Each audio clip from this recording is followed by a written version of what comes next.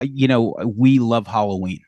So like we love the franchise. Like to me, out of the big four, this is the best. To me, Michael Myers was always my favorite.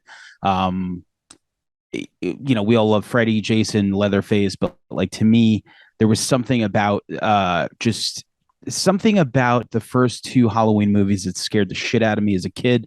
So I feel like you got the right guy for sure because I think we both love Halloween. So happy to be here. Yeah, awesome. I appreciate it.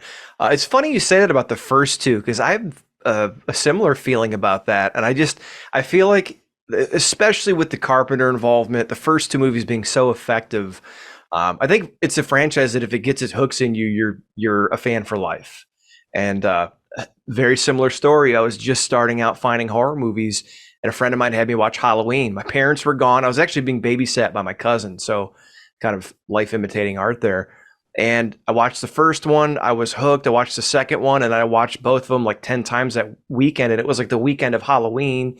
I was like 11, 12. I was going trick or treating with my buddies, like off on my own for the first time. So this is like my stand by me of horror movies. And it sounds like you had a pretty early experience with those first two movies too. So it's kind of cool. Yeah, so mom and pop shops, like renting that stuff. I almost feel like I probably watched two first, because when you're younger, it doesn't even matter. You watch these horror movies, we would go and pick out the ones. And I feel like probably two had that pumpkin that was like, with the skull. So to me, like I was probably fixated on that.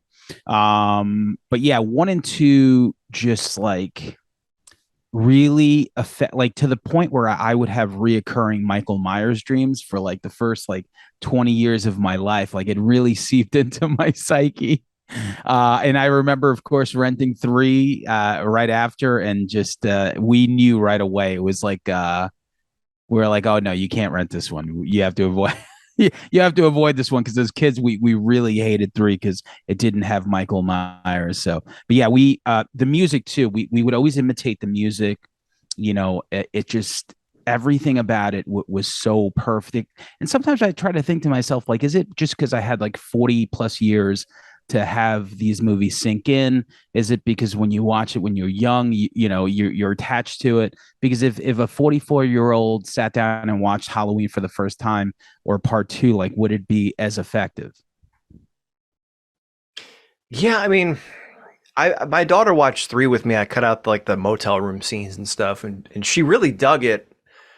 But yeah, it's really interesting because I hear these stories that Halloween's back in theaters, and I think it's out this year again too in some select markets.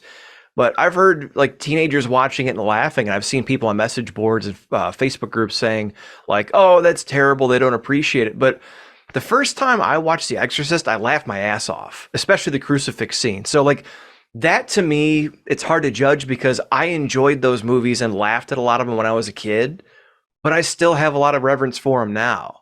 And I know time has moved on, but I wonder if someone's going to have the same reaction to like Terrifier, if a teenager watches Terrifier 2 right now that you or I had to Halloween, just because society's different. I don't know. And plus, I grew up in the suburbs. I live right now in a town that's very similar to Haddonfield, so it's almost like this is made for me. And John and Shaheen from Break the Apocalypse, shout out to them. They used to laugh because I like Halloween so much, but it's like you guys don't understand. Like I grew up in a town like that. That could have happened and probably did happen down the street. So that was like my bread and butter. So I don't know. And and that was like the beauty of like those first two movies. It's like escape mental patient kills people. It's like it's not really that far of a stretch. You're like, I guess that could happen, right? If someone escapes from any place and he just happens to kill a few people. And the one thing that those two movies had that the newer ones did not have, and I to me it's the DNA of the actual Halloween movies, is just the suspense of him walking. That was always a thing too. Like when we were kids, we talked about how Michael Myers could walk and you could run, and he will always catch up to you. The part I'm thinking of is Laurie Strode like crawling from the parking lot of the hospital, and like you're sitting there and you're like, holy shit. Like the way they film it is just so like you're so on edge to this day when I watch it, and I feel like a lot of the newer movies don't really have that, especially like a Halloween Kills, where it's like you're watching like a Jackie Chan movie in some ways, where you're just like, what is going on right now? Well, see, that's one of the reasons I don't know if people.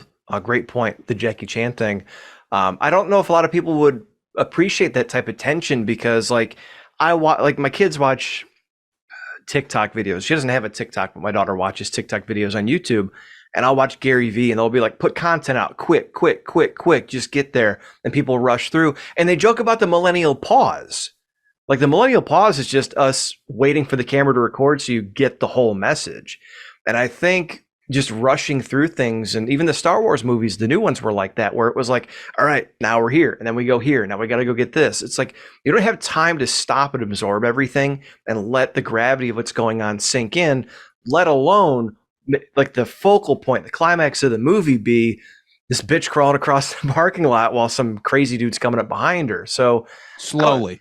exactly. Just like to But this point, my wife will say, like, why do you watch these movies? They're so stupid. But if we sit on the if we sit on the couch and watch them, she'll be like, oh my God, I'm gonna have a panic attack. I gotta go to bed. And it's like yeah. that is why. Wow, that's pretty funny too. Luckily my girlfriend likes horror movies, although sometimes when I put something on and she sees it's 1980 something, she's like, "Oh, we're not watching this today." I'm like, "Why?" She's like, "You've already seen this 18 times." I'm like, I sometimes I like comfort food and I could watch it over again. But Yeah. so the thing with the suspense is like Halloween in its DNA, if you ask me, and I'm sure John Carpenter, was that suspense, and that's what you wait for. So that's what these movies are. Later on, it didn't really turn into that, especially on certain like ones. And I'll always go back to Kills because Kills was just like, what the fuck is going on right now? Same thing with like the Rob Zombie remakes. But Mhm. yeah, that's not what I'm looking for when I go see Halloween.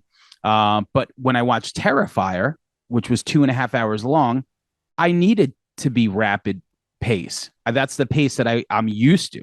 It's like Art the Clown. There's nothing subtle about him. He's just a fucking savage, and he's very funny. So Friday the 13th as well. It's like I don't want to wait for certain things, but Halloween is just different. So it just depends on to me like what franchise or like what the villain is.